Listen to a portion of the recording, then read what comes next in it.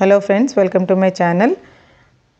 ఈరోజు నేనైతే కొత్తగా తీసుకున్నాను కదా హెడ్ బ్యాండ్, కెమెరా హోల్డ్ చేయడానికి. అది పెట్టి వీడియో తీయడానికి ట్రై చేశాను. వీడియో క్లియర్గా వచ్చింది, కొంచెం అడ్జస్ట్ చేసుకోవడంలోనే టైం తీసుకుంది. కొన్ని రోజులు వాడుతూ ఉంటే అలవాటు అవుతుంది. మీకు మంచి క్లియర్ అండ్ క్వాలిటీ ఉన్న వీడియోస్ ఇవ్వాలనే ఉద్దేశంతో నేను ఈ హెడ్ బ్యాండ్ తీసుకున్నాను కెమెరాది. ఇక్కడైతే టమాటాలు మొక్కలన్నీ సీజన్ అయిపోయింది కదా, టమాటా మొక్కలు అయిపోవచ్చినాయి. అందులో ఉన్న పండిపోయిన టమాటాలు నేను హార్వెస్ట్ చేసుకున్నాను. ఇంకా నెక్స్ట్ ఉన్న కాయలన్నీ అయిపోయిన తర్వాత కొత్త మొక్కలు వేసుకుంటాను.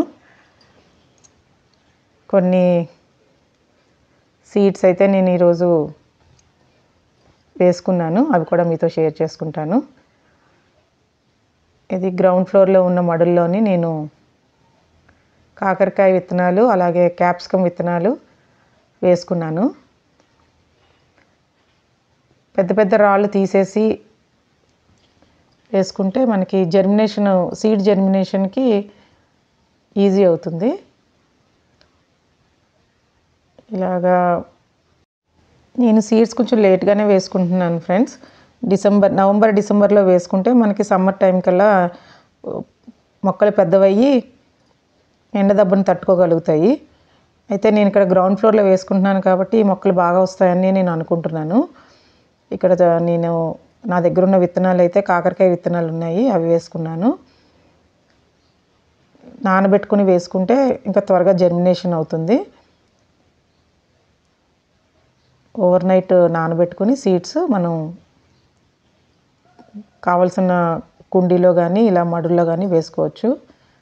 ఇక్కడైతే క్యాప్సికమ్ సీడ్స్ నేను నారు కోసం కొన్ని ఎక్కువే వేసుకున్నాను.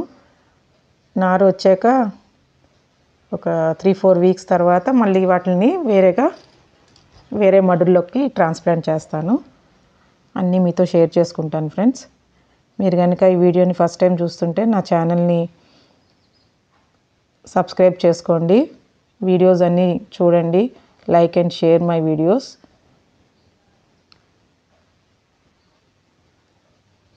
ఇవి జర్మినేట్ అవ్వడానికి 2 to 3 వీక్స్ అయితే పడుతుంది ఫ్రెండ్స్. అప్పటి వరకు వాటర్ని స్ప్రింకిల్ చేయాలి. జర్మినేషన్ రేటు జనరల్గా 100% అయితే ఉంటుంది. మనకి ఆర్గానిక్ ఈ నర్సరీలో దొరికే సీడ్స్ అన్నీ కూడా అవి ఆల్రెడీ వాటిని కెమికల్స్తో ట్రీట్ చేస్తారు కాబట్టి బాగానే వస్తాయి.